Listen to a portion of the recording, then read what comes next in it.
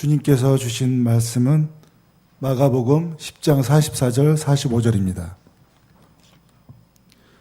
너희 중에 누구든지 으뜸이 되고자 하는 자는 모든 사람의 종이 되어야 하리라. 인자가 온 것은 섬김을 받으려 함이 아니라 도리어 섬기려 하고 자기 목숨을 많은 사람의 대속물로 주려 함이니라. 아멘.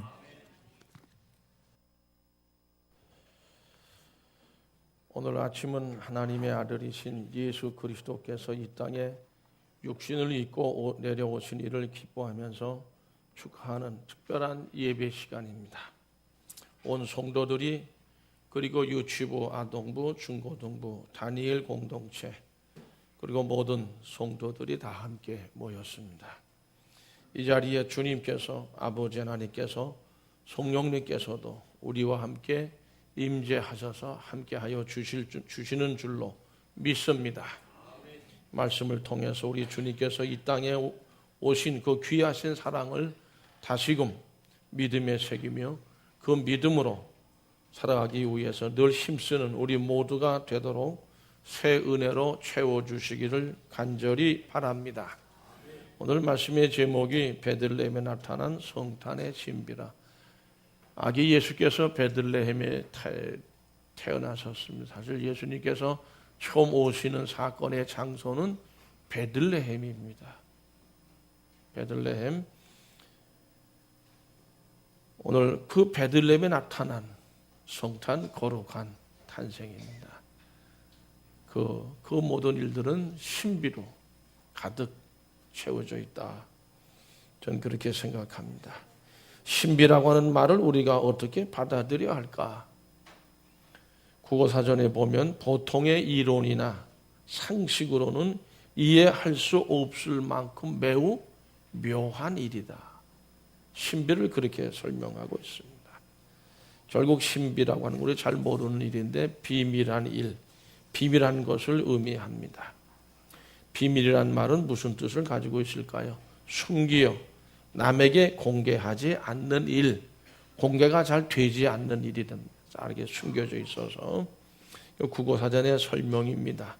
신비와 비밀을 함께 묶어서 생각해 보면 보통의 이론이나 상식으로는 이해할 수 없어서 숨기고 공개하기가 너무 어려운 비밀스러움이 있다고 하는 그런 의미로 이해할 수 있습니다. 조금 더 성경적인 사건으로 생각하면 신비란 이런 겁니다. 마가복음 9장 2절에서 8절 말씀까지를 다 같이 읽겠습니다. 엿새 후에 예수께서 베드로와 야고보와 요한을 데리시고 따로 높은 산에 올라가셨더니 그들 앞에서 변형되사 그 옷이 광채가 나며 세상에서 빨래하는 자가 그렇게 희게 할 수 없을 만큼 매우 희어졌더라. 이에 엘리야가 모세와 함께 그들에게 나타나 예수와 더불어 말하거늘 베드로가 예수께 고하되 랍비여 우리가 여기 있는 것이 좋사오니 우리가 초막셋을 짓되 하나는 주를 위하여 하나는 모세를 위하여 하나는 엘리야를 위하여 하사이다 하니 이는 그들이 몹시 무서워하므로 그가 무슨 말을 할지 알지 못함이더라. 마침 구름이 와서 그들을 덮으며 구름 속에서 소리가 나되 이는 내 사랑하는 아들이니 너희는 그의 말을 들으라 하는지라. 문득 둘러보니 아무도 보이지 아니하고 오직 예수와 자기들 뿐이었더라. 아멘. 성도 여러분, 제자들과 예수님이 어느 날 이름 모를 산, 지금 송제순례 가면 저것이 변화산이다 뭐 이렇게 얘기하는 산이 있기는 하지만 이름 모를 어느 날 그런 산에 올라가셨는데 예수님이 제자들 앞에서 변형이 됐습니다. 말씀을 보면 변형, 그러니까 몸체가 달라졌다고 하는 뜻입니다. 변화, 단순한 변화가 아니에요. 변형, 형체가 달라졌다.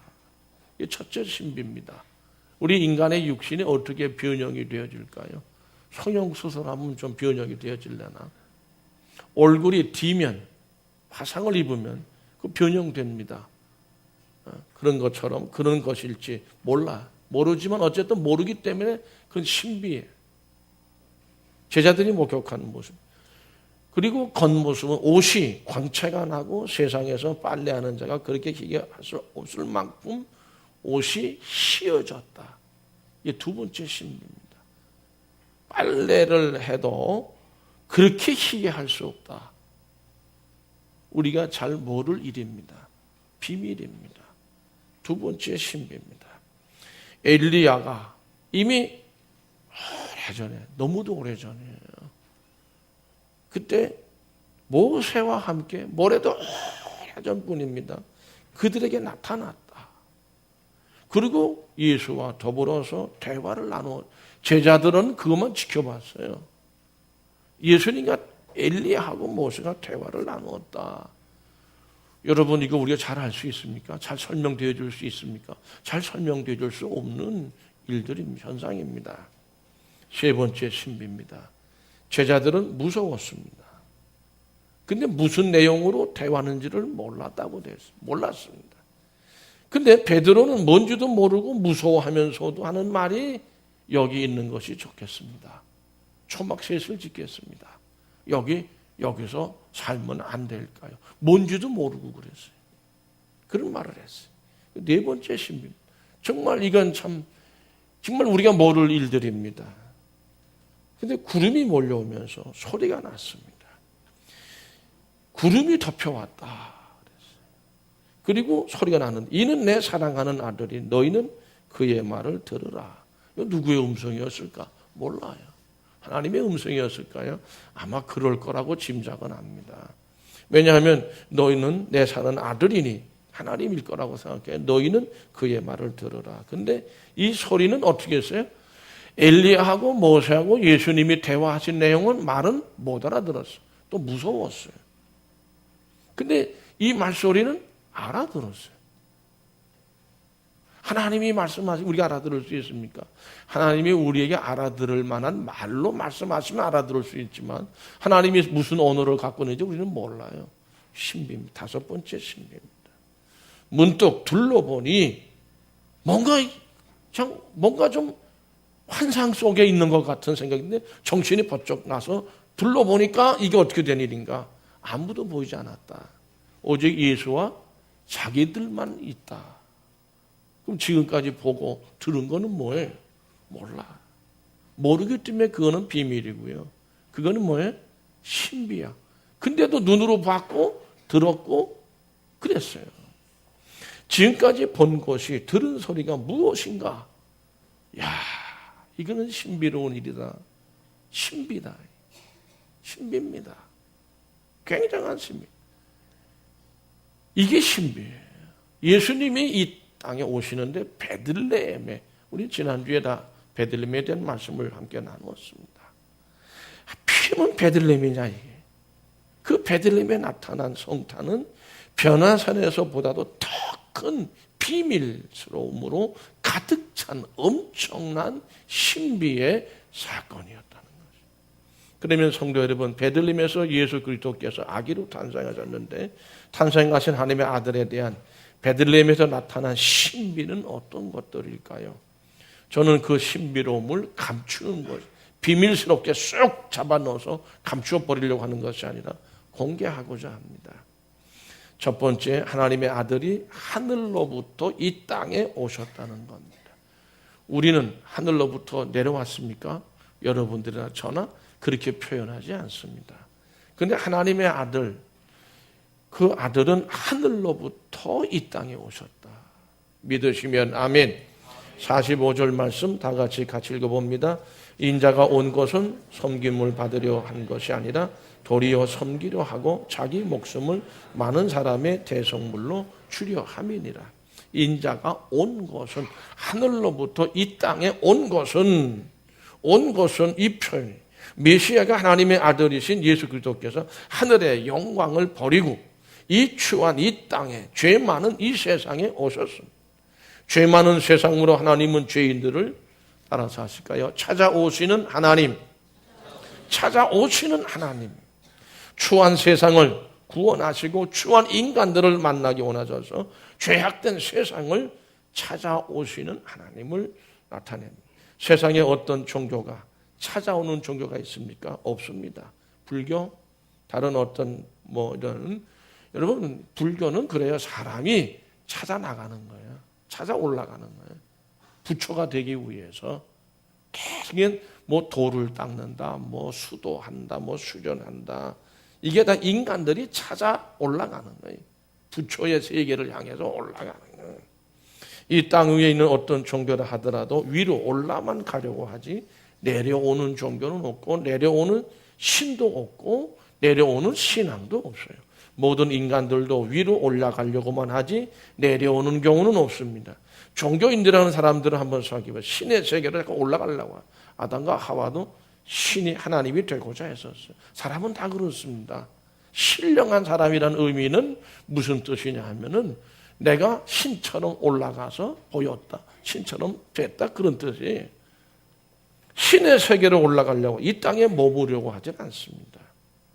신령한 사람은 꼭 인간 같은 신이라는 말이 아니라 신 같은 인간. 예수 그리스도는 인간 같은, 우리는 믿는 것은 그래요. 완전한 사람이시고 그분은 완전한 하나님이신 줄로 믿는 줄로 믿습니다. 모든 것이 다 올라가는 거로 되어 있는데 예수 그리스도는 이 땅에 하늘에서부터 오셨다, 내려오셨다. 여러분 창세기 아담이 죄를 지었어요. 그걸 뭐라고 하죠? 타락했다고. 타락이라는 건 뭐죠? 떨어지는 것을 얘기합니다. 올라갔다가 올라가려고 하다가 올라가는 도중에 떨어졌다, 그런 소리입니다. 실패, 낙심, 아픔을 겪는 것. 우리나라 사람들의 생활 방식이나 사고 방식에 크게 영향을 끼치고 있는 샤머니즘 신앙에서도 신이 인간 세계로 들어오는 경우는 없습니다. 전부 인간이, 즉 무당이 귀신이 되고 그 귀신의 세계에 들어가서 그들의 말을 알아가지고 와서 얘기를 해주는 것이 무당이에요. 그런 모습을 인간들은 신비롭게 생각을 하고 믿고 신앙하려고 하는데 그건 신비로운 게 아니죠. 진정한 신비는 인간이 신의 세계에 들어가는 것이 신비가 아니라 오히려 신이, 하나님이 인간의 세계, 더구나 인간이 돼서 육신에서 내려오시고 우리 인간의 죄악의 성에 들어오시는 이것이 전혀 가능하지 않은 일인데, 하나님과 우리 죄인된 세상은, 저주받은 세상은 하나가 되줄 수 없어요. 근데 이 세상으로 들어오는 이것이 참으로 진정한 의미의 신비고 비밀인 줄로 믿으시면 아멘. 그러므로 우리의 하나님은 찾아오시는 하나님이십니다. 이 사실을 꼭 믿고 의지하시기를 바랍니다. 갈라디아서 4장 4절 말씀 보면 다 같이 읽어보시죠. 때가 참에, 그게 또 왜 없을까? 없네요. 이것도 신비입니다. 왜 없어졌는지. 제가 읽습니다. 때가 참에 하나님이 그 아들을 보내사 여자에게서 나게 하시고 율법 아래에 나게 하신 것은 그랬어요. 때가 차서 하나님이 그 아들을 보내셨다.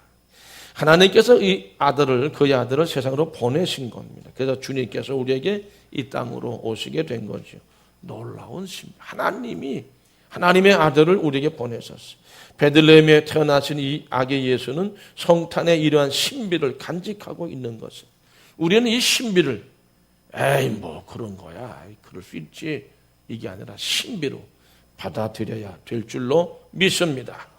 두 번째는요, 하나님이 인간이 되셔서 오셨다는 육신, 인간의, 이게 두 번째 베들레헴의 신비인데 45절 말씀 다시 한번 읽어보시죠. 인자가 온 것은 섬김을 받으려 함이 아니라 도리어 섬기려 하고 자기 목숨을 많은 사람의 대속물로 주려 함이니라. 여기서 인자라고 하는 칭호는 사람의 아들이라는 뜻입니다. 인자가, 예수님은 그렇게 당신 자신을 부르기를 즐겨 하셨습니다. 의미는 뭘까요? 하나님의 아들이신데 육신을 입으신 사람의 아들이 됐다는 뜻으로 말씀하신 것입니다. 하나님이 인간의 세계로 들어오셨다고 하는 뜻이고 땅으로 내려오셨다는 말씀입니다. 그런데 하나님의 독자가 육신을 입어야 사람이 되고 이 땅으로 오시지 않겠느냐, 이렇게 생각합니다. 육신이 돼야 이 땅으로 올 수 있는 거예요.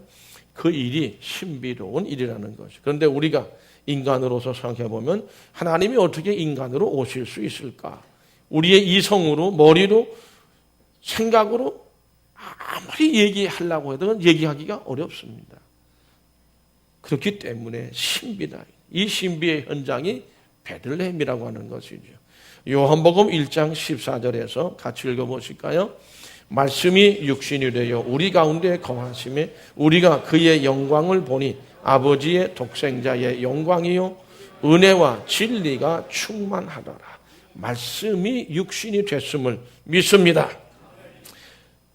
결국 그분의 영광을 보니 아버지의 독생자의 영광이고 은혜와 진리가 충만했다 그랬습니다. 디모데전서 3장 16절 말씀 같이 읽어보시죠. 그도다 경건의 비밀이요 그렇지 않다 하는 이 없도다. 그는 육신으로 나타난 바 되시고 영으로 의롭다 하심을 받으시고 천사들에게 보이시고 만국에서 전파되시고 세상에서 믿음 바 되시고 영광 가운데서 올려지셨느니라. 승천까지 쭉 설명했습니다. 경건의 비밀이 크다 그랬습니다. 그렇지 않다는 이 없다 그랬어요. 그렇지 않다는 게 없습니다. 이건 신비다. 그는 육신으로 나타난 바 되셨다는 것입니다. 예수 그리스도께서 말씀하셨습니다. 요한복음 14장 7절 말씀에서 같이 읽어봅니다. 너희가 나를 알았더라면 내 아버지도 알았으리라. 이제부터는 너희가 그를 알았고 또 보았느니라. 아멘. 무슨 말씀일까요? 빌립이 요한복음 14장 8절에서 이렇게 얘기했어요. 같이 읽어보시죠. 빌립이 이르되 주여 아버지를 우리에게 보여주옵소서. 그리하면 족하겠네. 아버지 하나님을 보여달라는 거예요. 그 전에는 우리 그 말씀하시길 예수님께서 너희가 그 하나님을 알았고 이제부터는 너희가 그를 알았고 또 보았느냐. 누구를 얘기하는 거죠? 예수님이에요. 예수님을 너희들이 나를 보았으니 하나님을 본 것이라. 예수 그리스도는 그러므로 보이는 하나님으로 이 땅에 오신 줄로 믿습니다. 그걸 우리는 성육신 하셨다 이렇게 표현하는, 이 육신으로 이 땅에 오셨다고 표현하는 것이죠. 요한복음 14장 9절에서 같이 읽어봅니다. 예수께서 이르시되 빌립아 내가 이렇게 오래 너희와 함께 있으되 네가 나를 알지 못하느냐. 나를 본 자는 아버지를 보았거늘 어찌하여 아버지를 보이라 하느냐. 예수 그리스도는 그럼 우리가 믿는 것은 보이는 하나님, 그 하나님이 예수 그리스도라고 하는 것이죠. 우리가 하나님을 볼 수는 없으되 예수 그리스도는 육신으로 오셨기 때문에 우리가 볼 수 있는 하나님으로 오신 것입니다. 예수 그리스도가 육신으로 오신 하나님이기 때문입니다. 베들레헴에 나타난 성탄의 신비가 바로 여기 이게 신비예요. 우리 이 생각으로 이해할 수 없는 이야기예요. 비밀스러운 이야기입니다. 그러기에 엘리사벳은 동정녀 마리아가 가브리엘 천사로부터 성령으로 아기 예수를 잉태됐다 하게 됐다는 이런 말을 전해 듣고 세례자 요한을 나이가 들어 잉태한 유대 산골에 사는 엘리사벳을 방문합니다. 그럼 무난하거든요. 그때 엘리사벳은 성령의 충만함을 입어서 이렇게 고백합니다. 누가복음 1장 43절 44절 같이 읽어보시죠. 내 주의 어머니가 내게 나오니 이 어찌된 일인가. 보라 네 문안하는 소리가 내 귀에 들릴 때 아이가 내 복중에서 기쁨으로 뛰놀았다. 아멘. 어제 그제 우리 생명의 삶 큐티 나온 그 내용의 부분이에요. 엘리사벳이 마리아가 문안할 때에 내 주의 어머니라고 표현합니다. 마리아를 보고 어떻게 알았을까? 신비입니다. 보라 내 문안하는 소리가 마리아가 문안할 때 내 귀에 들릴 때에 아이가 이 아이는 누굴까요? 세례자 요한을 잉태하고 있었어요. 엘리사벳. 그 아이가 기쁨으로 복중에서 뛰놀았다. 그 세례자 요한은 지금 잉태돼도 복중에 있어요. 신비입니다. 그걸 알았다는 거예요. 내 주의 어머니 육신으로 오신 주님을 찬양했고 엘리사벳은 그의 육신의 어머니 마리아를 내 주의 어머니라고 불렀습니다. 세례 요한은 어떻게 그런 사실을 어머니가 들을 때 알아서 그 오시는 주에 대해서 기뻐 뛰었을까? 한 가지 우리가 얘기할 수 있는 것은 따라서 성령의 역사입니다. 성령의 역사입니다. 베들레헴에서의 성탄의 신비입니다. 세 번째로 메시아는 섬김을 받으러 오시지 않고 섬기러 오셨다 그랬습니다. 45절 다시 읽어보시죠. 인자가 온 것은 섬김을 받으려 함이 아니라 도리어 섬기려 하고 자기 목숨을 많은 사람의 대속물로 주려 함이니라. 아멘. 우리는 단군 신화에 보면 우리 잘 아는 얘기죠. 하느님이라고 얘기하죠. 거기서는요. 누가 있었어요? 하느님 환인. 그의 아들 누가 있었어요? 환웅. 다 잊어버렸어요. 사람이 되고 싶어하는 곰과 봄, 호랑이를 만났습니다. 줄이겠습니다. 얘기를. 봄은 사람이 되지를 못했고 곰은 곰 같아가지고 사람이 됐어요. 여자가 돼요. 웅녀라고 합니다. 그래서 이 환웅과 웅녀 사이에 누가 나왔어요? 단군 왕검이 나왔어요. 이 이야기가 고조선의 시죠. 단군 왕검에 대한 신화적인 이야기입니다. 근데 어떻습니까? 단군 왕검이 백성들을 섬기기 위해서 시조가 됐습니까? 그렇지 않잖아요. 그죠? 뭘 베풀었다. 이 뭐예요? 섬김을 베풀어서 받기 위해서 시조가 된 겁니다. 개천절이라는 게 뭐예요? 단군 왕검에 대한 경배야. 이게 샤머니즘의 원조입니다. 제가 보기엔 그러네요. 귀신들이나 무당이나 사람들에게 들여오는 의도가 샤머니즘은 있어요. 사람이 자꾸 들어오려고 그래. 그래서 이제 그거는 뭐야? 사람의 섬김을 받기 위해 그런 거예요. 그래서 말 잘 들으면 복을 주고 말을 잘 안 들으면 화를 준다. 이게 샤머니즘의 그의 신앙인데, 이게 사람들은 어떻게든지 귀신을 잘 섬기려고 합니다. 우상 숭배죠. 그래서 좋지 않은 일이 조금만 생겨도 흔히 하는 말이 뭐죠? 부정 탔다 그렇게 얘기를 합니다. 귀신도 사람 역시 마찬가지예요. 신앙 역시 그래요. 섬김을 받는 일을 좋아하죠. 말로 시키는 것만 좋아하지 자기가 땀 흘려 수고하려고 잘하지 않습니다. 섬김 받는 걸 좋아해서 그렇습니다. 어떤 종교나 신앙의 세계에서 인간을 섬기는 종교도 없고 신도 없습니다. 인간을 섬기는 종교가 어디가 있어요?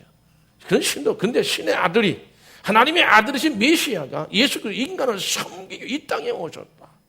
믿으시면 아멘. 이 사실이 성탄의 비밀이고 신비입니다. 이건 도저히 인간의 머리로 이해할 수 없고 설명할 수 없는 정말 기묘하고 신기한 비밀입니다.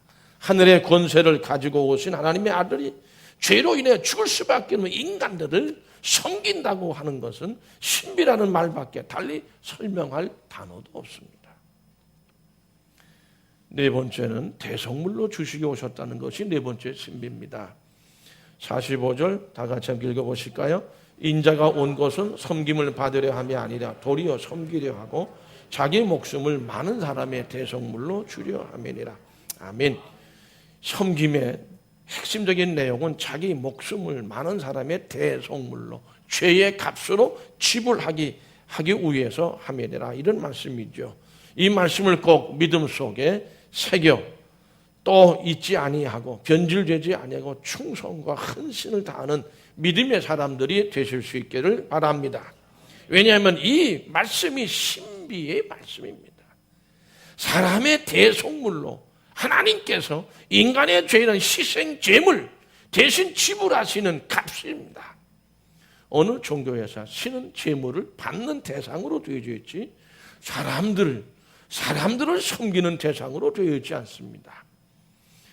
신이 사람들을 위해서 제물이 되는 경우는 없습니다. 그러나 예수 그리스도는 사람들을 위해 제물이 되시 이 땅에 오셨다는 겁니다. 이 사실은 너무도 놀라운 신비라고 하는 것이죠. 갈라디아서 1장 4절 말씀에서 같이 읽어봅니다. 그리스도께서 하나님 곧 우리 아버지의 뜻을 따라 이 악한 세대에서 우리를 건지시려고 우리 죄를 대속하기 위해 자기 몸을 주셨어요. 십자가에다 내주셨어요. 죄를 대속하기 위해 대신 값을 죄의 값을 지불하기 위해서. 디모데전서 2장 5절 6절 말씀 같이 읽어보시죠. 하나님은 한 분이시요 또 하나님과 사람 사이의 중보자도 한 분이시니 그 사람이신 그리스도 예수라. 그가 모든 사람을 위하여 자기를 대속물로 주셨으니 기약에 이르러 주신 증거니라. 중보자도 한 분, 예수가 한 분이라는 겁니다. 대속물로 자기를 주셨다는 겁니다. 에베소서 5장 2절 말씀 같이 읽어봅니다. 그리스도께서 너희를 사랑하신 것 같이 너희도 사랑 가운데 행하라. 그는 우리를 위하여 자신을 버리사 향기로운 제물과 희생 제물로 하나님께 드리셨느니라. 아멘. 향기로운 제물, 희생 제물, 자기를 버리셔서 하나님께 드렸다는 것. 우리도 하나님께 드리는 그런 우리 신앙의 결단과 우리 신앙의 성숙함이 이 성탄절을 통해서 풍성하게 임하시기를 바랍니다. 구약 성경에서 죄인들이 하나님께 제물을 드려서 속죄 제사를 드리지요. 하나님은 제물을 받으셨습니다. 그것도 인간이 양으로 혹은 소, 염소, 비둘기 등을 잡아서 자신의 죄를 대신해서 희생의 제물로 드리고 죄 사함을 받았습니다. 이건 구약에서만이 아니라 수많은 종교에서도 신이 제물을 받는 대상으로 되어져 있는 겁니다. 그러나 성탄의 신비는 신이 제물을 받으시는 자리 스스로 제물이 되시는 자리로 모든 것을 바꾸어 놓으셨다는 거예요. 예수 그리스도께서 이루어 놓으신 일이 바로 하나님이 스스로 제물이 되어 다시는 인간이 다른 동물을 제물로 드리거나 더 나아가서 인간이 제물이 되는 희생을 없어지도록 십자가 위에서 그 모든 걸 다 완성하셨다는 거예요. 이러한 일은 참으로 비밀스러운 신비로 가득 찬 일이요. 예수 그리스도의 성탄만이 간직하신 신비인 것입니다. 베들레헴에서 나타난 신비입니다. 성도 여러분, 성경에서는 이 일을 뭐라고 말씀하고 있습니까? 고린도전서 5장 7절에 있는 말씀 같이 읽어봅니다. 너희는 누룩 없는 자인데 새 덩어리가 되기 위하여 묵은 누룩을 내버리라. 우리의 유월절 양 곧 그리스도께서 희생되셨느니라. 유월절 양 희생양으로 예수님이 대신 희생하셨다는 겁니다. 히브리서 9장 12절 말씀 같이 읽어보겠습니다.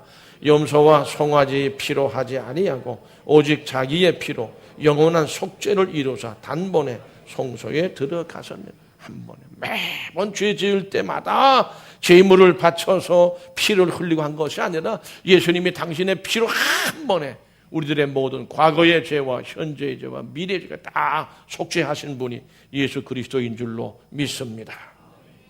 로마서 5장 6절 7절 말씀 같이 읽어보실까요? 우리가 아직 연약할 때에 기약대로 그리스도께서 경건하지 않은 자를 위하여 죽으셨도다. 의인을 위하여 죽는 자가 쉽지 않고 선인을 위하여 용감히 죽는 자가 혹 있거니와 우리가 아직 죄인 되었을 때에 그리스도께서 우리를 위하여 죽으심으로 하나님께서 우리에 대한 자기의 사랑을 확증하셨느니라. 아멘. 경건하지 않은 자를 위해서 죄인을 위해서 죽는 자가 사람에게도 없다. 사람에게도 그건 없습니다. 그러나 예수 그리스도가 경건하지 아니한 저와 여러분들을 위해서 또 죄인인 우리들을 위해서 대신 죽으셔서 희생의 값을 지불하셨다는 것입니다. 어떻게 이 신비를 받아들일 수 있을까요? 오직 은혜뿐입니다. 하나님의 사랑뿐입니다. 그것으로서는 설명할 길이 없습니다. 하나님의 자비와 긍휼입니다. 이것이 성탄의 신비라고 하는 겁니다. 이 비밀을 아멘해서 받아들일 수 있는 우리 2013년 성탄절이 되시기를 축복합니다. 성도 여러분, 그리스도인들은 이 비밀, 이 신비를 어떻게 했어요? 받았어요. 맡았습니다. 예레미야 33장 3절 말씀 같이 읽어보실까요? 너는 내게 부르짖으라. 내가 네게 응답하겠고 네가 알지 못하는 크고 은밀한 일을 네게 보이리라. 믿으시면 아멘. 우리는 알려주시는 거, 은밀한 일을 내게 보여주시는 거, 알려주신 거, 그걸 우리는 맡았어요. 받았어요. 에베소서 5장 32절 말씀 같이 읽어보실까요? 이 비밀이 크도다. 내가 그리스도와 교회에 대하여 말하노라. 이 비밀을 그리스도와 교회에 대해서 말한다.